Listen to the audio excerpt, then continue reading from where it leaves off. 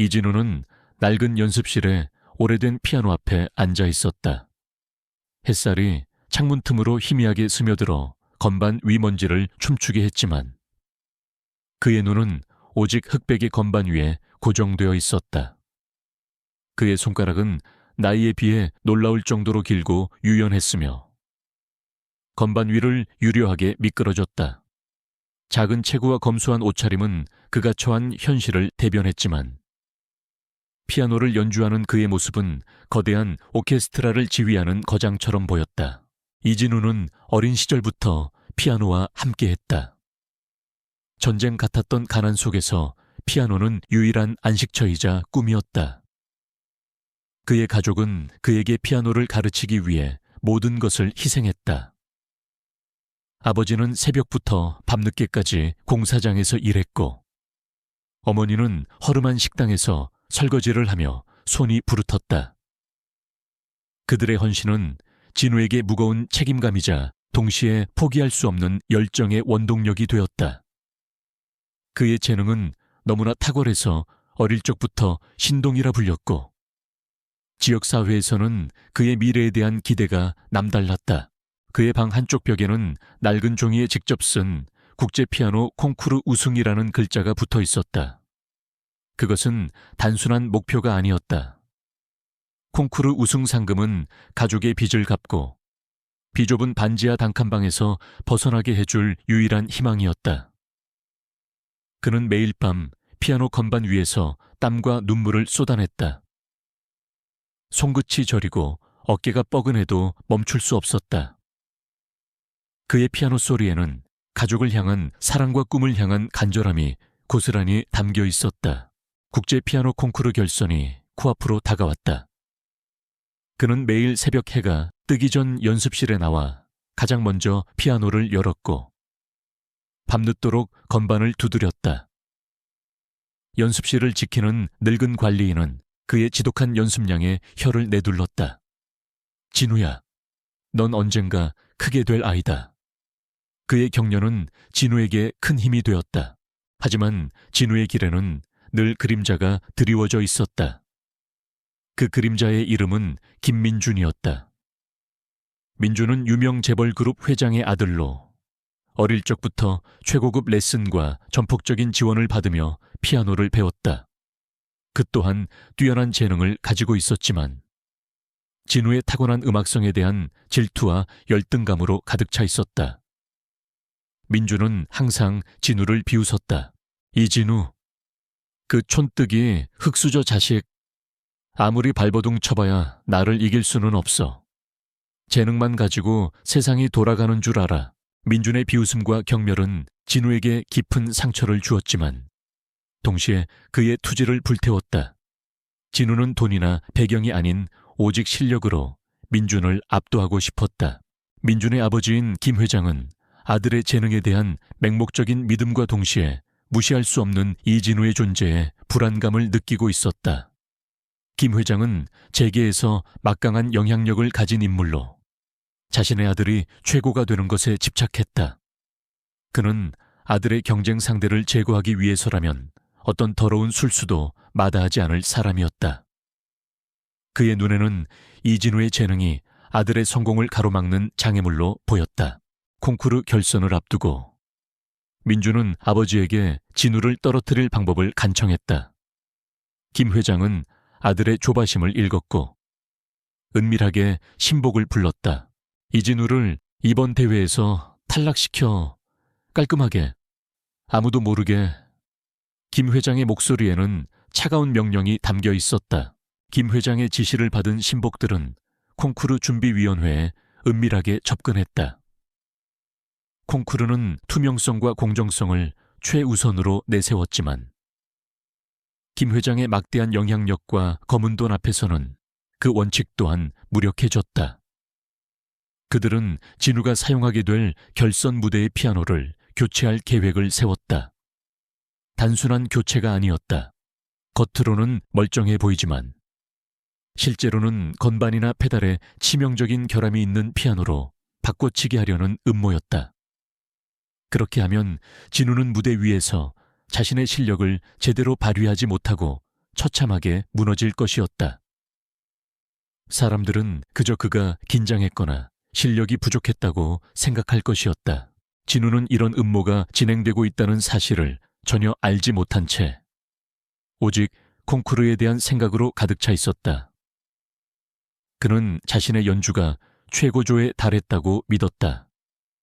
연주를 마칠 때마다 그의 손끝은 따뜻한 온기로 가득했고 그의 귀에는 천상의 선율이 울려 퍼지는 듯했다.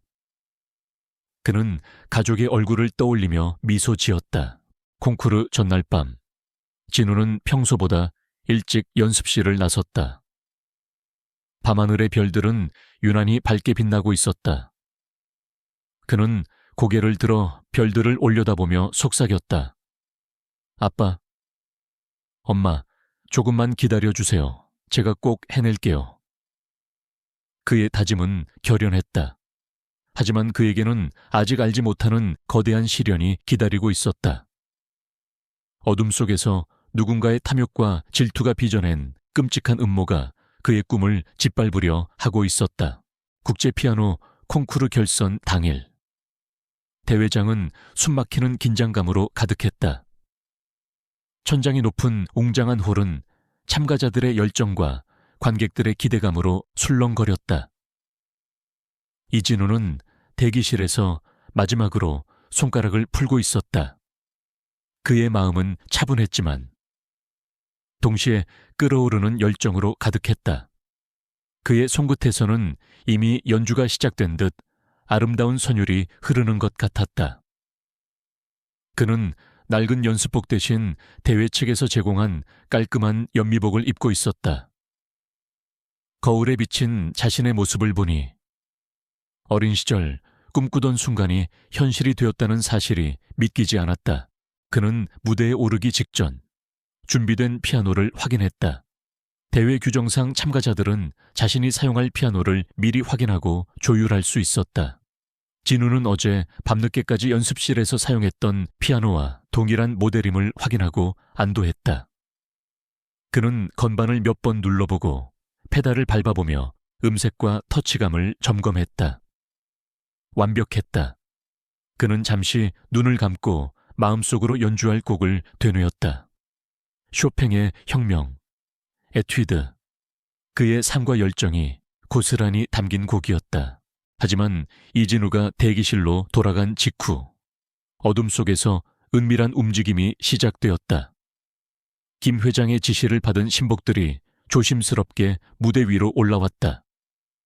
그들은 완벽하게 위장된 겉보기에는 아무런 문제가 없어 보이는 피아노를 준비했다. 원래 피아노와 동일한 브랜드, 동일한 모델, 심지어 나무의 결까지 비슷했다. 하지만 이 피아노는 내부에 치명적인 결함을 가지고 있었다. 몇몇 건반은 미세하게 엇나가 있었고 특정 음역대에서는 잡음이 섞여 나왔다. 가장 치명적인 것은 페달이었다.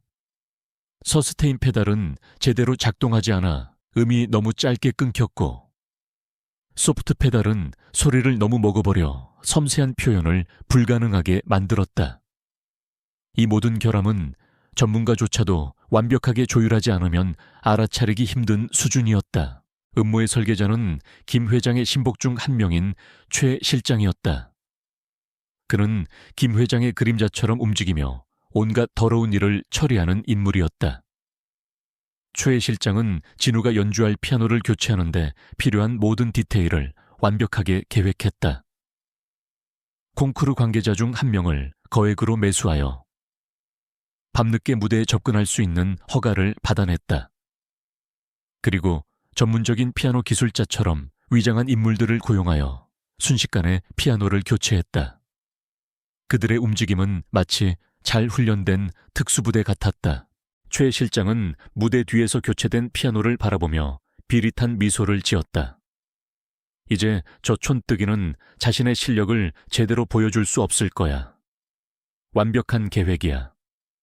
그는 김 회장에게 성공적으로 임무를 완수했음을 보고했다.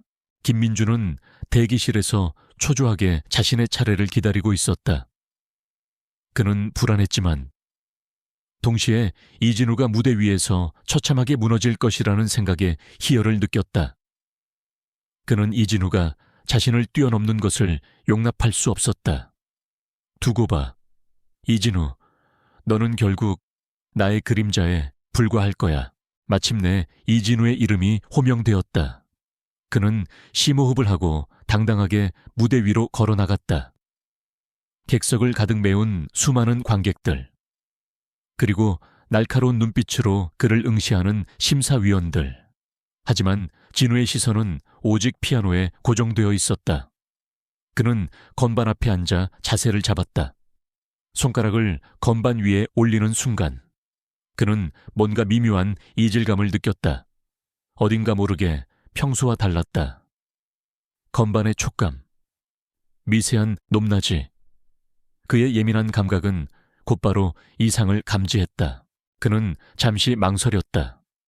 하지만 이미 연주 시작을 알리는 조명이 그를 비추고 있었다.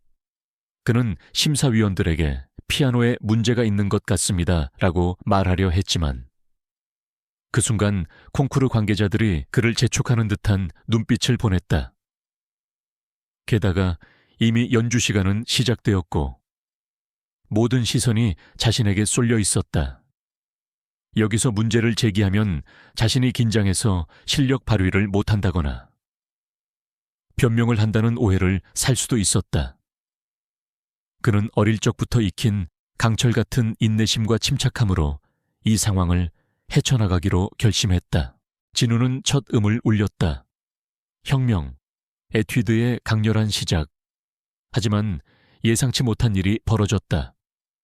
첫 음부터 미세하게 엇나가고 건반이 삐걱거리는 소리가 섞여 나왔다.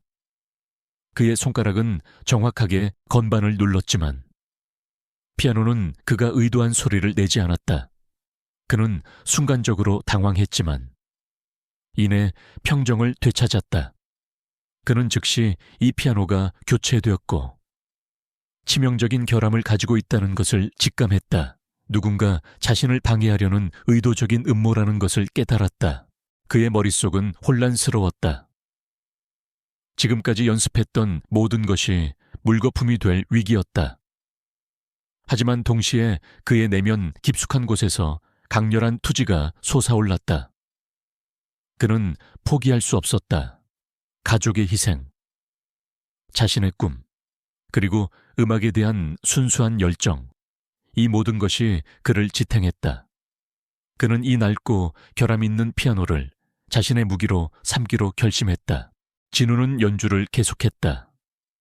그의 손가락은 건반의 미세한 오차를 감지하고 페달의 오작동을 보완하기 위해 끊임없이 움직였다. 그는 자신의 뛰어난 청각과 절대 음감을 활용하여 피아노가 내는 불협화음을 최소화하고 심지어는 그 불협화음마저도 자신의 연주의 일부인 것처럼 보이게 만들었다. 그는 악마 같은 상황 속에서 천재적인 즉흥성과 적응력을 발휘했다. 그의 얼굴에는 땀방울이 맺혔지만 그의 눈빛은 흔들림 없었다. 그는 이 모든 상황을 역이용하여 자신만의 혁명을 만들어내고 있었다. 관객들은 처음에는 진우의 연주에서 느껴지는 미묘한 불안감에 의아해했다. 하지만 이내 그들은 놀라운 광경을 목격했다. 진우는 결함 있는 피아노를 완벽하게 제어하며 마치 피아노와 싸우듯 연주하고 있었다. 그의 연주에는 강렬한 투지와 비장함이 담겨 있었다. 그것은 단순한 음악이 아니었다. 그것은 어떤 시련에도 굴하지 않는 한 인간의 투쟁이었다. 무대 뒤에서 자신의 차례를 기다리던 김민주는 진우의 연주를 듣고 경악했다. 그는 진우가 처참하게 무너질 것이라고 예상했지만 오히려 진우는 결함 있는 피아노를 자신의 장점인 양 활용하며 더욱 강렬하고 독창적인 연주를 펼치고 있었다. 민준의 얼굴은 하얗게 질렸다. 말도 안 돼. 저게 어떻게 가능하지? 그의 마음속에는 질투와 불안감이 뒤섞여 폭풍처럼 휘몰아쳤다. 그의 음모는 성공한 듯 보였으나 결과적으로는 진우의 진정한 재능과 강인함을 드러내는 계기가 되어버린 것이었다. 이진우의 연주는 기적과도 같았다. 결함투성이 피아노는 그의 손끝에서 마법처럼 살아났다. 거칠고 불협화음이 섞였던 소리는 그의 섬세한 터치와 기질을 통해 비장하면서도 감동적인 선율로 변모했다. 그의 연주에는 분노와 좌절, 그리고 이를 극복하려는 강렬한 의지가 고스란히 담겨 있었다. 관객들은 숨죽인 채 그의 연주에 몰입했다. 그들은 단순한 피아노 연주를 듣는 것이 아니라 어떤 시련에도 굴하지 않는 한 젊은 예술가의 투쟁을 목격하고 있었다. 김민주는 무대 뒤에서 이진우의 연주를 들으며 식은땀을 흘렸다. 그의 얼굴은 질투와 경악으로 창백해졌다. 그는 이진우가 무대 위에서 처참하게 무너지는 모습을 상상했지만 현실은 정반대였다. 이진우는 마치 피아노의 결함을 예상이라도 한 듯 노련하게 모든 문제를 극복하며 오히려 더욱 강력하고 인상적인 연주를 펼치고 있었다. 말도 안 돼. 저게 어떻게 가능해? 내가 뭘 잘못한 거지? 민주는 이해할 수 없었다. 그의 완벽한 음모는 오히려 이진우의 진정한 재능과 강인함을 세상에 드러내는 계기가 되어버린 것이었다. 심사위원들 또한 혼란에 빠졌다. 처음에는 이진우의 연주에서 미세한 오류와 잡음을 감지하고 의아해했지만 연주가 진행될수록 그들은 이진우의 놀라운 적응력과 음악성에 감탄하기 시작했다. 그는 피아노의 결함을 숨기려 하지 않고 오히려 그것을 자신의 연주의 일부로 승화시켰다. 어떤 심사위원은 이것은 단순한 연주가 아니다. 악기와 교감하며 악기의 결점마저도 예술로 승화시키는 천재성이다라고 속삭였다. 그의 연주는 기존의 콩쿠르 평가 기준으로는 설명할 수 없는 새로운 차원의 감동을 선사했다. 진우의 연주가 끝나자 대회장은 잠시 정적이 흘렀다. 그리고 이내 우레와 같은 박수갈채가 터져 나왔다. 모든 관객들이 기립하여 그에게 아낌없는 찬사를 보냈다. 그들의 박수 소리는 마치 천둥 소리처럼 대회장을 뒤흔들었다. 진우는 떨리는 손으로 인사를 하고 무대를 내려왔다. 그의 몸은 지쳤지만 그의 마음은 어떤 때보다 평온했다. 그는 자신이 해냈다는 것을 알았다. 무대 뒤로 돌아온 진우는 대기실에 앉아 깊은 숨을 내쉬었다. 그의 손가락은 여전히 떨리고 있었지만 그의 얼굴에는 만족스러운 미소가 떠올랐다. 그때 그의 아버지 이성민이 황급히 다가왔다. 성민은 콩쿠르 내내 불안한 표정으로 진우를 지켜보고 있었다. 그는 아들의 연주에서 뭔가 이상한 점을 느꼈지만 그것이 무엇인지는 정확히 알 수 없었다. 성민은 진우의 손을 잡고 그의 얼굴을 살폈다. 진우야, 괜찮니 내 연주? 뭔가 이상했어. 피아노가 어딘가 이상했어. 그의 목소리에는 걱정이 가득했다. 진우는 아버지의 눈을 응시하며 고개를 끄덕였다. 네, 아빠, 피아노가 바뀌었어요. 제가 아침에 확인했던 피아노가 아니었어요. 건반도 엇나가고 페달도 제대로 작동하지 않았어요. 누군가 저를 방해하려고 한 것 같아요. 성민의 얼굴이 굳어졌다. 그의 눈빛은 아들을 향한 걱정에서 분노로 바뀌었다. 뭐라고 피아노가 바뀌었다고 대체 누가 그런 짓을... 그는 곧바로 김민준과 그의 아버지를 떠올렸다. 그들은 늘 진우를 비웃었고 진우의 재능을 시기했다. 성민은 단순한 직감으로 이 모든 것이 김 회장 부자의 소행임을 확신했다. 누가 그랬는지 확실하지 않지만 분명히 저를 떨어뜨리려 한 것 같아요. 진우가 담담하게 말했다. 그의 목소리에는 원망보다는 단단한 결의가 느껴졌다. 성민은 아들의 손을 잡고 말했다. 걱정 마라. 진우야, 아빠가 반드시 이 모든 것을 밝혀낼 거야. 누가 감히 우리 아들의 꿈을 짓밟으려 했는지 아빠가 반드시 찾아내서 그 대가를 치르게 할 거야. 그의 목소리에는 진우를 향한 무한한 사랑과 함께 불의에 대한 강한 저항 의지가 담겨 있었다. 성민은 콩쿠르 관계자들에게 피아노 교체에 대한 조사를 요구하려 했지만 그들은 오히려 그를 회피하거나 대충 얼버무렸다. 그들의 태도는 성민의 의심을 더욱 확고하게 만들었다. 분명히 콩쿠르 내부에도 김 회장의 영향력이 미치고 있다는 것을 직감했다. 성민은 혼자서 이 문제를 해결할 수 없다는 것을 깨달았다. 그는 진우의 옛 선생님이자 피아노 조율사인 박선우를 찾아갔다. 박 조율사는 진우의 재능을 누구보다 아끼고 존경하는 사람이었다.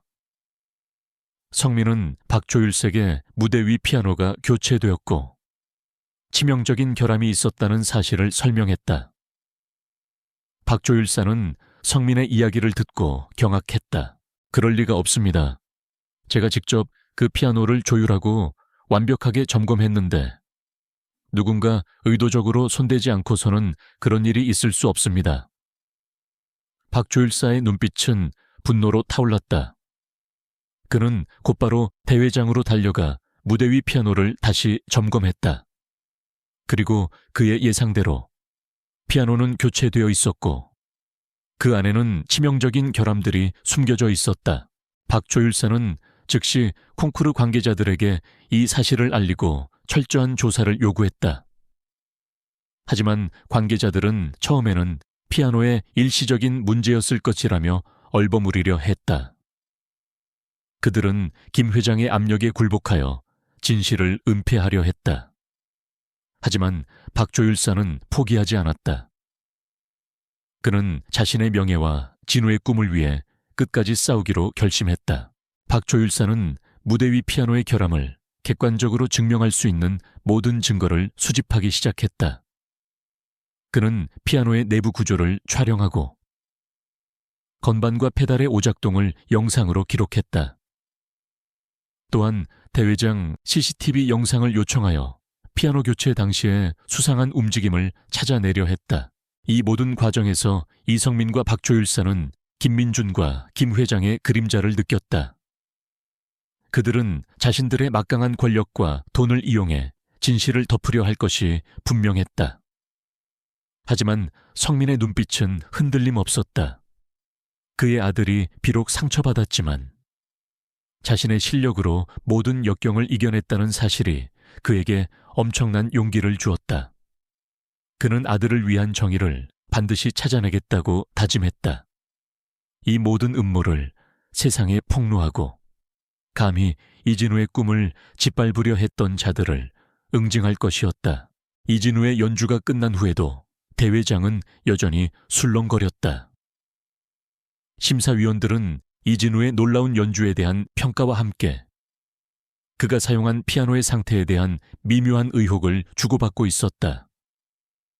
그들은 완벽한 조율이 이루어져야 할 콩쿠르 피아노에서 어딘가 모르게 불안정한 음색과 터치감을 느꼈던 것이다.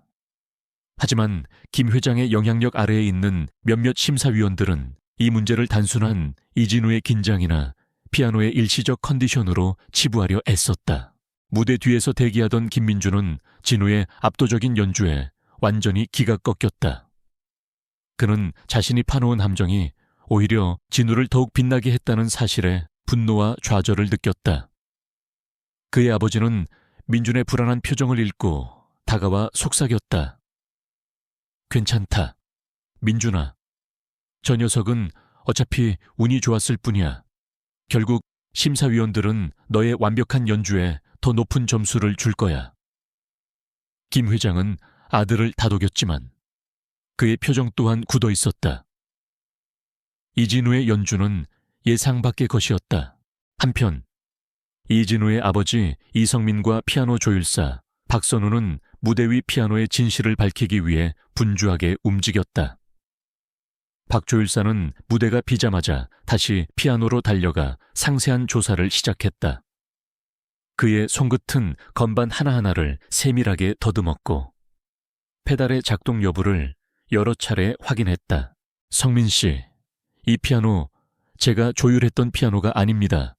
겉모습은 같지만 건반의 높낮이와 강역이 미세하게 다르고 내부 부품의 마모 상태도 다릅니다. 그리고 결정적으로 이 페달은 의도적으로 망가뜨려 놓은 겁니다.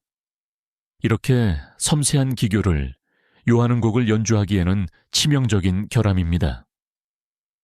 박조율사의 목소리에는 격분과 함께 확신이 담겨 있었다. 성민의 얼굴은 분노로 붉게 물들었다. 그럼 정말 누군가 의도적으로 피아노를 바꿔치기 했다는 거군요. 그의 눈에는 살기가 번뜩였다. 그는 피아노 교체의 배후에 김 회장 부자가 있다는 것을 거의 확신했다. 박조율사는 자신이 직접 피아노의 결함을 증명할 수 있는 영상과 사진을 촬영했다. 그는 건반이 제대로 올라오지 않는 모습, 페달이 헛도는 모습, 그리고 특정 건반에서 나는 잡음 등을 상세하게 기록했다. 이 정도 증거라면 어떤 전문가라도 이 피아노가 연주에 부적합하다는 것을 인정할 겁니다. 하지만 콩쿠르 관계자들은 여전히 비협조적이었다.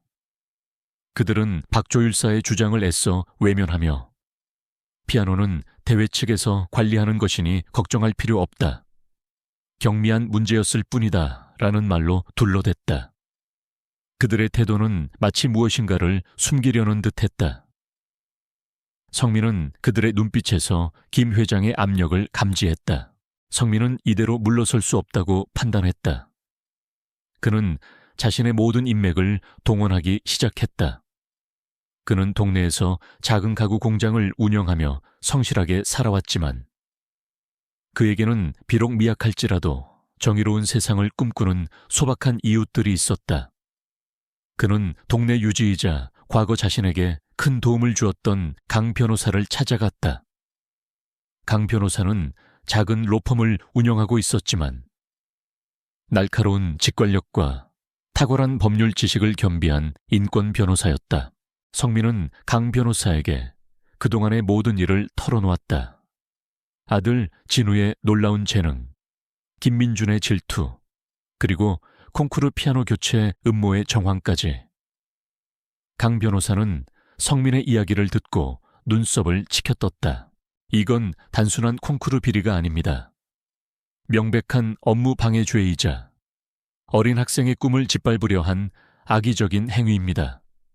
만약 김 회장 측의 소행이 사실이라면 사회적 파장이 엄청날 겁니다. 강 변호사의 목소리에는 결연함이 묻어났다. 그는 이 사건이 단순한 개인적인 문제가 아니라 돈과 권력이 어떻게 순수한 재능과 노력을 짓밟으려 하는지를 보여주는 중요한 사례라고 생각했다. 강 변호사는 즉시 박조율사가 확보한 피아노 결함 증거들을 검토했다. 그리고 콩쿠르 주최 측에 공식적으로 정보 공개와 재조사를 요청하는 내용 증명을 보냈다. 하지만 콩쿠르 주최 측은 김 회장의 압력으로 인해 이 요청을 무시하거나 미루기만 했다. 성민과 강 변호사는 포기하지 않았다. 그들은 콩쿠르 대회장 주변의 CCTV 영상을 확보하기 위해 노력했다. 하지만 대회장 측에서는 사생활 보호나 기술적인 문제를 이유로 영상 공개를 거부했다. 김 회장의 그림자가 모든 곳에 드리워져 있다는 것을 그들은 다시 한번 깨달았다. 하지만 그들은 한 줄기 희망을 발견했다. 대회장 건너편에 위치한 작은 상점의 CCTV였다. 그 상점은 대회장 출입구를 정면으로 비추고 있었고 밤늦은 시간에도 CCTV가 작동하고 있었다. 성민은 상점 주인에게 사정하여 해당 시간대에 CCTV 영상을 확보하는 데 성공했다. 영상의 화질은 좋지 않았지만 그는 밤늦게 무대 뒤 출입구로 수상한 인물들이 피아노와 비슷한 크기의 물건을 옮기는 모습을 포착했다. 그들의 움직임은 은밀하고 조직적이었다. 그리고 그들 중 한 명의 뒷모습이 김 회장의 신복인 최 실장과 매우 흡사하다는 것을 알아냈다. 그 순간 성민의 심장은 격렬하게 뛰었다. 그는 마침내 김 회장 부자의 음모를 증명할 결정적인 단서를 손에 넣은 것이었다. 이진우의 연주가 끝난 후에도 김민준과 그의 아버지는 여전히 진우를 비웃고 비아냥거렸지만 이제 그들의 비웃음은 곧 절규로 바뀔 것이었다. 성민은 이진우에게 이 모든 사실을 알렸다. 진우는 담담하게 모든 이야기를 들었다. 그의 얼굴에는 분노보다는 단단한 결의가 느껴졌다. 아빠, 제게 일어난 일은 저만의 문제가 아니에요. 이건 불공정한 세상과 싸우는 일이에요. 저는 절대 물러서지 않을 거예요. 진우의 목소리는 힘찼다. 성민은 아들이 자랑스러웠다. 그는 콩쿠르 결과 발표를 기다리는 대신 강 변호사와 함께 언론과의 접촉을 시도했다. 그들은 단순히 피아노 콩쿠르 비리를 폭로하는 것을 넘어 돈과 권력이 어떻게 순수한 재능과 노력을 짓밟으려 하는지를 세상에 알리기로 결심했다. 그들의 손에는 결정적인 증거와 불의에 맞서는 용기, 그리고 무엇보다 자신의 아들을 향한 무한한 사랑이 있었다. 이제 김 회장 부자는 자신들의 오만함이 얼마나 큰 대가로 돌아올지 깨닫게 될 것이었다. 이진우의 콩쿠르 결과 발표는 대회장 전체의 초미의 관심사였다. 이진우의 경이로운 연주와 그 연주에 담긴 미묘한 이질감은 이미 관객들 사이에서 뜨거운 논쟁을 불러 일으켰다. 김민준과 그의 아버지 김 회장은 초조한 얼굴로 결과를 기다리고 있었다. 그들은 자신들의 음모가 완벽하게 성공했다고 믿었지만 진우의 비정상적인 연주와 이에 대한 관객들의 폭발적인 반응이 그들을 불안하게 만들었다. 마침내 심사위원장이 발표대에 올라섰다. 그의 얼굴에는 복잡한 표정이 교차했다. 이번 국제피아노 콩쿠르 우승자는 이진우 군입니다. 심사위원장의 발표와 동시에 대회장은 웅성거림과 함께 열광적인 박수갈채로 가득 찼다. 사람들은 기립하여 이진우의 이름을 연호했다. 모두가 그의 기적적인 연주에 감동했고 그의 우승을 당연하게 받아들였다. 김민주는 충격으로 몸이 굳어버렸다. 말도 안 돼. 내가 우승해야 하는데. 그의 얼굴은 분노와 질투, 그리고 패배감으로 일그러졌다. 김 회장 또한 얼굴이 새하얗게 질렸다. 그의 모든 계획이 물거품이 되는 순간이었다. 그는 오만함과 권력으로 모든 것을 통제할 수 있다고 믿었지만 이진우의 재능과 투지는 그 모든 것을 넘어섰다.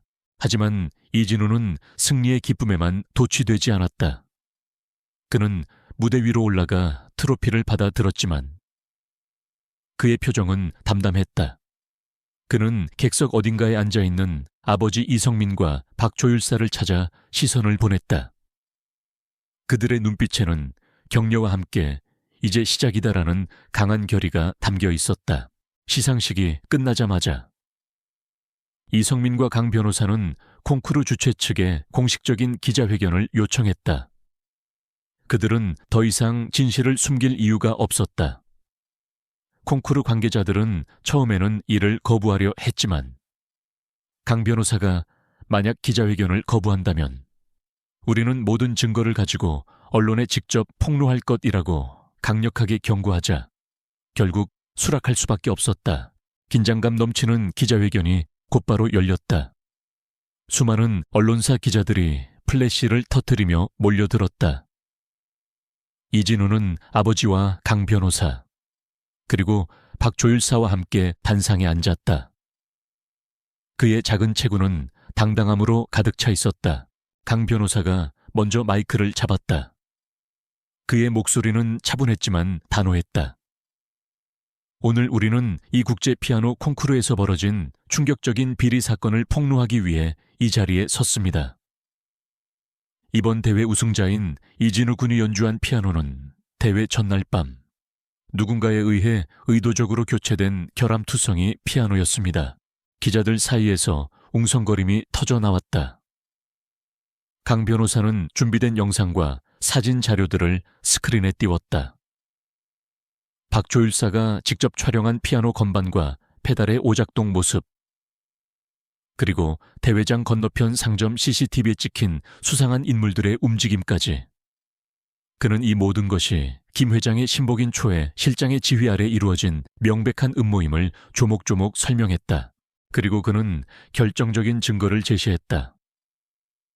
최 실장이 피아노를 교체하는 과정에서 떨어뜨린 것으로 추정되는 그의 명함과 피아노 내부에서 발견된 특정 회사의 부품 조각이었다. 그 부품은 김 회장 소유의 악기 수리 회사에서만 사용하는 특수 부품이었다.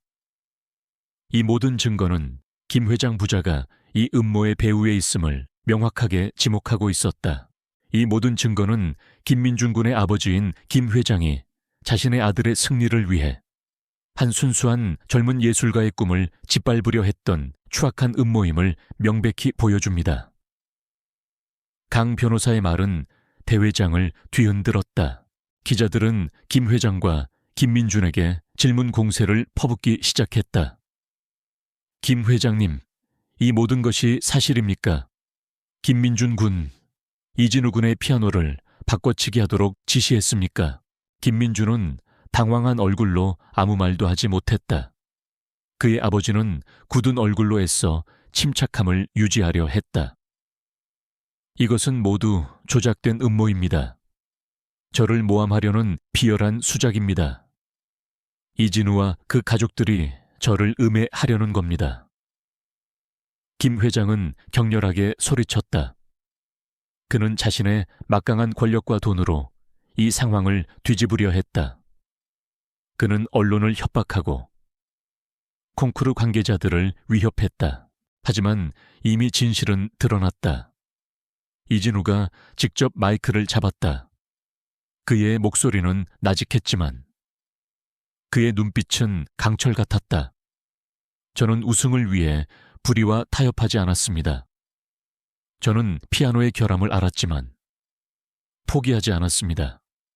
왜냐하면 제 피아노 소리에는 저의 삶과 저를 믿어준 가족의 희생이 담겨 있기 때문입니다. 저는 제가 가진 모든 것을 쏟아부어 연주했습니다. 그것은 단순히 기술적인 연주가 아니라 불의에 맞서는 저의 영혼의 울림이었습니다. 진우의 말은 기자회견장을 숙연하게 만들었다. 그의 진심은 모든 이들에게 깊은 감동을 주었다. 기자들은 더 이상 김 회장의 변명에 귀 기울이지 않았다. 그들은 이진우의 용기와 순수함에 압도되었다. 콩쿠르 주최 측은 김 회장의 압력에도 불구하고 이진우의 주장을 인정할 수밖에 없었다. 박조율사의 증거와 강 변호사의 논리적인 폭로, 그리고 이진우의 진심이 담긴 연설은 그들에게 더 이상 진실을 외면할 수 없게 만들었다. 콩쿠르의 명예를 위해서라도 그들은 진실을 인정하고 재조사를 약속해야만 했다. 김 회장은 마지막까지 자신의 권력을 이용하려 했지만 이미 때는 늦었다. 언론의 집중 포화와 시민들의 거센 비난 속에서 그의 영향력은 급격히 약해졌다. 그의 재벌그룹 이미지 또한 심각한 타격을 입었다. 그는 아들을 위한 욕심과 오만함이 결국 자신과 아들의 모든 것을 파괴할 것이라는 것을 깨닫지 못했다. 이진우는 피아노 건반 위에서뿐만 아니라 진실을 위한 싸움에서도 완벽한 승리를 거둔 것이었다. 이진우와 강 변호사의 폭로 이후 대한민국 사회는 엄청난 파동에 휩싸였다.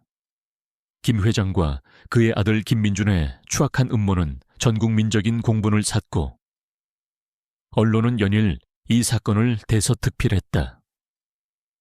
돈과 권력이 순수한 재능을 짓밟으려 했다는 헤드라인이 모든 신문과 방송을 장식했다. 김 회장이 소유한 재벌그룹의 주가는 폭락했고 불매운동이 전국적으로 확산되었다. 그들의 오만함과 탐욕이 마침내 부메랑처럼 자신들에게 돌아온 것이다. 정부와 사법부는 거세지는 여론의 압력 앞에 더 이상 침묵할 수 없었다. 검찰은 즉각적으로 김 회장과 김민준에 대한 특별 수사팀을 꾸렸다. 강 변호사가 제시한 증거들은 너무나 명백하고 구체적이어서 그들이 빠져나갈 구멍은 없었다. 특히 피아노 교체 현장에 찍힌 CCTV 영상과 최 실장의 명함, 그리고 김 회장 소유 악기 수리 회사의 특수부품 조각은 결정적인 증거가 되었다. 김 회장은 처음에는 자신의 막강한 로비력과 변호인단을 총동원하여 상황을 무마하려 했다. 그는 언론을 협박하고 콩쿠르 관계자들에게 입막음 지시를 내렸으며 심지어 강 변호사와 이진우 가족에게도 은밀한 회유와 협박을 시도했다. 하지만 이성민과 이진우, 그리고 강 변호사는 어떤 위협에도 굴하지 않았다.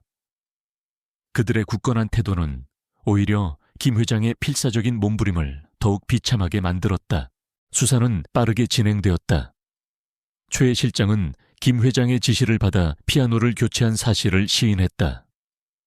그는 김 회장이 자신을 버릴 것이라는 두려움과 자신의 죄에 대한 양심의 가책 사이에서 갈등하다 결국 모든 것을 털어놓았다. 그의 진술은 김 회장과 김민준을 벼랑 끝으로 몰았다.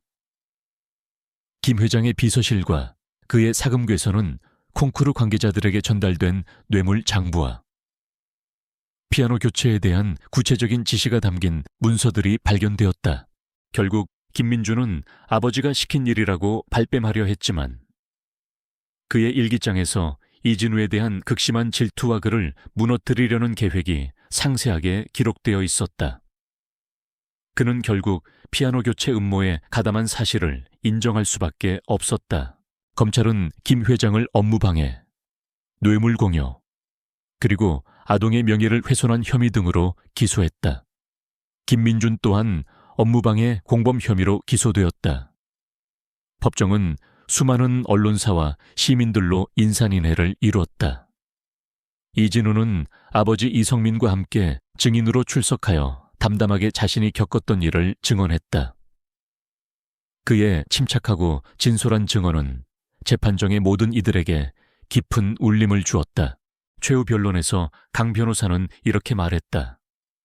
이 사건은 단순한 피아노 콩쿠르 비리가 아닙니다.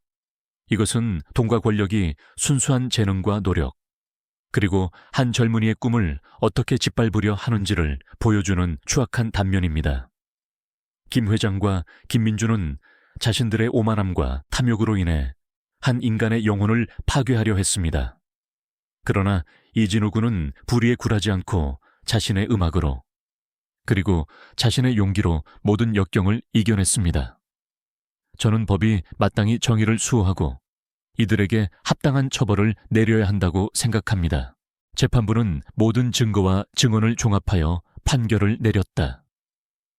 김 회장은 징역 5년과 거액의 벌금형을 선고받았다. 그의 재벌 그룹은 심각한 경영 위기에 처했고 결국 그룹 경영권은 전문 경영인에게 넘어가게 되었다. 김 회장은 자신의 모든 것을 잃었다. 그의 얼굴에는 오만함 대신 절망과 허망함만이 가득했다. 김민준은 징역 2년에 집행유예 3년을 선고받았다. 그는 사회봉사 명령과 함께 피아노를 더 이상 연주할 수 없도록 자격정지 처분을 받았다.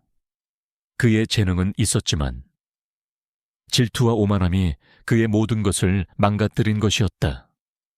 언론은 그를 몰락한 피아노 신동이라고 불렀다. 김 회장 부자가 처벌받는 동안 이진우는 묵묵히 자신의 음악 활동을 이어갔다. 그는 콩쿠르 우승 상금을 모두 가족의 빚을 갚는 데 사용했고 비좁은 반지하 단칸방에서 벗어나 좀 더 넓고 햇살이 잘 드는 집으로 이사했다. 그의 가족은 이제 더 이상 가난의 굴레에 갇히지 않아도 되었다. 이 사건은 이진우에게 새로운 기회를 주었다. 그는 콩쿠르 우승자로서의 명성과 함께 불의에 맞선 용감한 청년으로 대중에게 각인되었다. 그는 여러 오케스트라와 협연 제의를 받았고 그의 연주는 전 세계적으로 찬사를 받았다. 그는 더 이상 가난한 신동이 아니었다. 그는 자신의 재능과 강인한 정신력으로 모든 역경을 이겨낸 진정한 음악가로 인정받았다. 김민준의 추락은 이진우에게 깊은 교훈을 주었다. 재능만으로는 부족하다는 것을, 진정한 예술가는 기술적인 완벽함을 넘어 인간적인 성숙함과 올바른 가치관을 지녀야 한다는 것을 이진우는 자신의 음악을 통해 사회에 긍정적인 메시지를 전달하는 데 힘썼다. 그는 자신의 이야기로 많은 사람들에게 희망과 용기를 주었고, 어려운 환경 속에서도 꿈을 포기하지 않도록 격려했다. 김 회장 부자의 오만함은 결국 그들 자신을 파멸시켰지만, 이진우의 겸손과 용기는 그를 더욱 빛나게 만들었다. 그는 이제 새로운 삶의 시작점에 서 있었다. 김 회장 부자의 몰락과 함께 이진우의 삶은 새로운 지평을 맞이했다. 콩쿠르 우승은 그에게 단순한 영광을 넘어 더 넓은 세상으로 나아갈 수 있는 발판을 마련해 주었다. 그의 이야기는 불의에 맞서 싸운 젊은 예술가의 감동적인 승리로 회자되며 전 세계 음악계와 대중의 이목을 집중시켰다. 그는 콩쿠르 우승 상금을 모두 가족의 빚을 갚는 데 사용했다. 오래된 반지하 단칸방을 벗어나 햇살이 잘 드는 아파트에서 가족들과 함께 새로운 보금자리를 꾸렸다. 아버지는 더 이상 허리 굽혀 공사장에서 일하지 않아도 되었고, 어머니는 지친 손으로 설거지하는 대신 진우의 연초회를 찾아 그의 자랑스러운 모습을 지켜볼 수 있었다. 그들의 얼굴에는 이제야 비로소 진정한 평화와 행복이 찾아든 듯했다.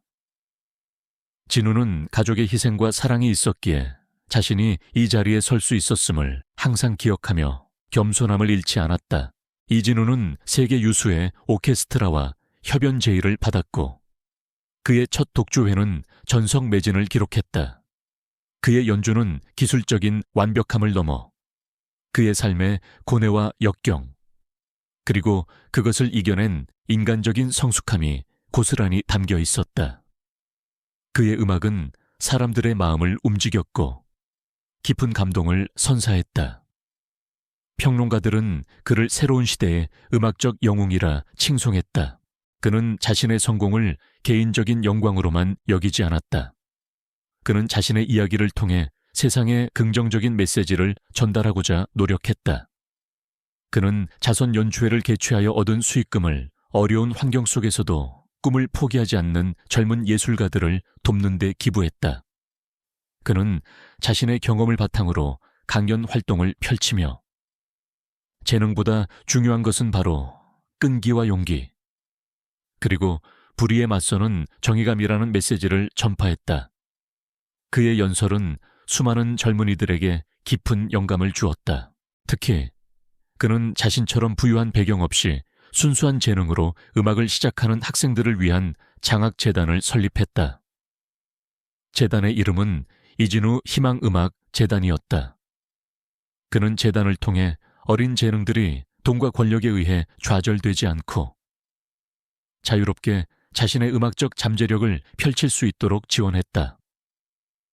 그는 직접 멘토링 프로그램에 참여하여 학생들에게 음악적 지식뿐만 아니라 삶의 지혜와 용기를 나누어 주었다. 그의 지도를 받은 많은 학생들이 훌륭한 음악가로 성장하여 그의 뜻을 이어받아 음악계에 긍정적인 영향을 미쳤다. 이진우는 명성과 함께 수많은 유혹에도 직면했지만 그는 항상 겸손하고 원칙을 지켰다. 김 회장과 김민준의 몰락을 보며 그는 돈과 권력에 대한 탐욕이 결국 자신을 파멸시킨다는 것을 깨달았다.